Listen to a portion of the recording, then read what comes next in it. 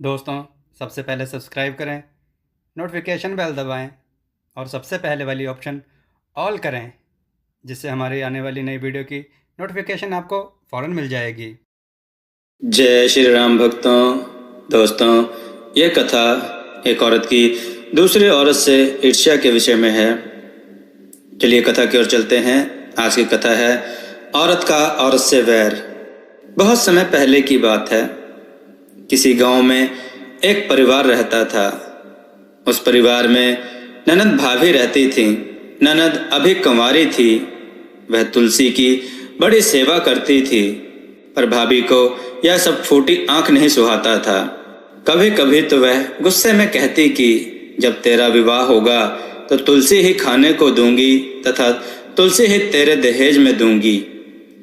यथा समय जब ननद की शादी हुई तो उसकी भाभी ने बारातियों के सामने तुलसी का गमला फोड़कर रख दिया। भगवान की कृपा से वह गमला स्वादिष्ट व्यंजनों में बदल गया। गहनों के बदले भाभी ने ननद को तुलसी की मंजरी पहना दी तो वह सोने के आभूषणों में बदल गई। वस्त्रों के स्थान पर तुलसी का जनेऊ रख दिया तो वह रेशमी वस्त्रों में बदल गया। ससुराल में उसके दहेज आदि के बारे में बहुत बड़ाई हुई। इस पर भाभी को बड़ा आश्चर्य हुआ और तुलसी जी की पूजा का महत्व उसकी समझ में आ गया। भाभी की एक लड़की थी। वह अपनी लड़की से कहती कि तो भी तुलसी की सेवा किया कर, तुझे भी बुआ की तरह फल मिलेगा। पर लड़की का मन तुलसी की सेवा में नहीं लगता था, किंतु वह अपनी लड़की को डांट डपट कर तुलसी की सेवा करने को कहा करती थी। इधर लड़की थी कि बेमन से तुलसी की सेवा पूजा करती थी।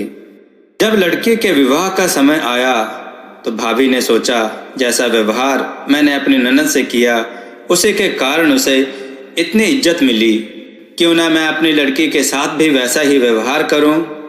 उसने तुलसी का गमला फोड़कर बारातियों के सामने रख दिया, परंतु इस बार मिट्टी ही मिट्टी रही।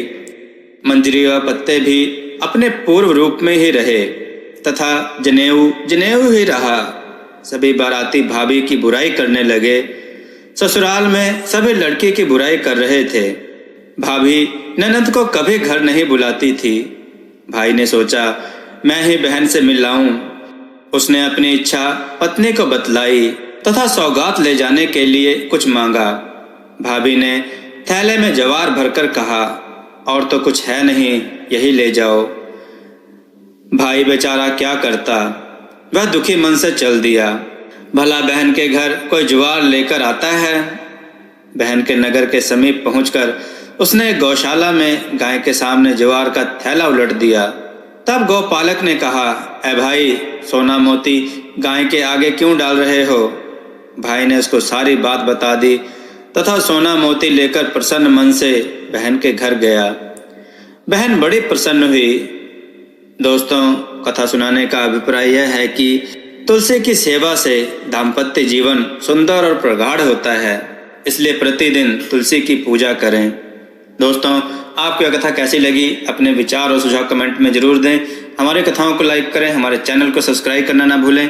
हमारी कथाओं को शेयर जरूर करें जिससे लोगों को अच्छा ज्ञान प्राप्त हो। जय श्री राम भक्तों।